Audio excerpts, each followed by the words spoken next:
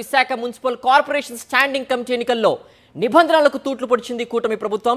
చెల్లుబాటు కాని ఓట్లను పరిగణలోకి తీసుకుని కూటమి అభ్యర్థులు గెలిచారని ప్రకటించారు జీవీఎంసీ కమిషనర్.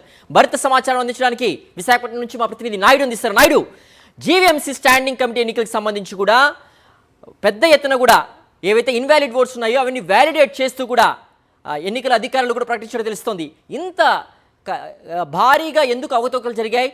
దీనిపై పూర్తి అప్డేట్స్ ఏంటి నాయుడు?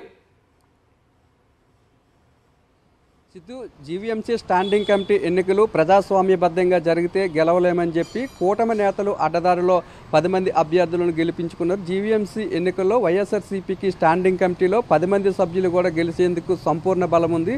వైఎస్ఆర్సీపీకి 58 మంది సభ్యుల బలం ఉన్నారు. కూటమికి కేవలము బీజేపీ, జనసేన, టీడీపీ, ఇండిపెండెంట్లతో కలుపుకొని కేవలం 38 మంది సభ్యుల బలం మాత్రమే ఉంది. అయినప్పటికీ కూడా అడ్డదారిలో గెలవాలని చెప్పి తెలుగుదేశం పార్టీ 10 మంది అభ్యర్థులను కూడా నిలబెట్టింది. దీనికోసము వైఎస్ఆర్సీపీకి సంబంధించిన 14 మంది కార్పొరేటర్లను భయపెట్టి జనసేన పార్టీలోని, తెలుగుదేశం పార్టీలోని చేర్చుకున్నారు. వారందరికీ కూడా ఓటు వేసే సమయంలో ఒక్కొక్కరికి 5 లక్షల రూపాయలు ఇచ్చి ఓటు వేసే సమయంలో బ్యాలెట్ పేపర్ మీద ఒక్కొక్క పెన్సిల్ ఇచ్చి ఆ పెన్సిల్తో గీత గీయాలని చెప్పి సూచించారు. అయితే ఈ 14 మంది ఓటు వేసే సమయంలో ఆ 14 బ్యాలెట్ పేపర్ల మీద 14 గీతలు గీశారు. అయితే ఈ ఓట్లు చెల్లుబాటు కావని చెప్పి వైఎస్ఆర్సీపీ నేతలు అభ్యంతరం చెప్పారు. ఈ ఓట్లు చెల్లవు కాబట్టి వైఎస్ఆర్సీపీయే గెలిచినట్లు అవుతుంది. ఎందుకంటే వైఎస్ఆర్సీపీకి కూటమి కంటే బలం ఎక్కువగా ఉంది కాబట్టి దీని మీద జీవీఎంసీ కమిషనర్ సంపత్ కుమార్ ఒక నిర్ణయం తీసుకోవాలని చెప్పి వైఎస్ఆర్సీపీకి సంబంధించిన కార్పొరేటర్లందరూ కూడా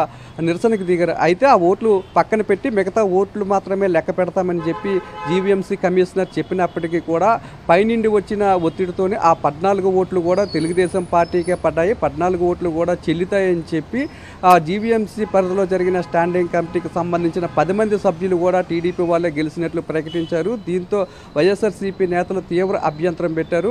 ఈ ఎన్నిక చెల్లుబాటే కాదు, అసలు 14 ఓట్లు కూడా చెల్లవు. బ్యాలెట్ పేపర్ల మీద ఎవరైనా ఏదైతే ఓటు వేసేందుకు ఒక స్వస్తిక్ సింబల్ ఉందో ఆ సింబల్ మాత్రమే వేయాలి తప్పితే పెన్నుతో కానీ పెన్సిల్తో కానీ ఓటు వేసే సమయంలో గీతలు పెట్టరాదు. కాబట్టి ఆ 14 ఓట్లు కూడా చెల్లుబాటు కావని చెప్పి వైఎస్ఆర్సీపీ నేతలు నిరసనకు దిగారు. అయినప్పటికీ కూడా కూటమి నేతలు అధికార బలంతో అక్కడున్న వైఎస్ఆర్సీపీ నేతలను అక్కడి నుండి బలవంతంగా జీవీఎంసీ కౌన్సిల్ నుండి పంపించేసిన తర్వాత ఏకపక్షంగా తెలుగుదేశం పార్టీకి సంబంధించిన 10 మంది సభ్యులు కూడా గెలిచినట్లు ప్రకటించారు. మరోవైపు కూటమికి కొమ్ము కాసే విధంగా వ్యవహరించిన జీవీఎంసీ కమిషనర్ సంపత్ కుమార్ మీద కూడా వైఎస్ఆర్సీపీ సభ్యులు అసంతృప్తి వ్యక్తం చేస్తున్నారు.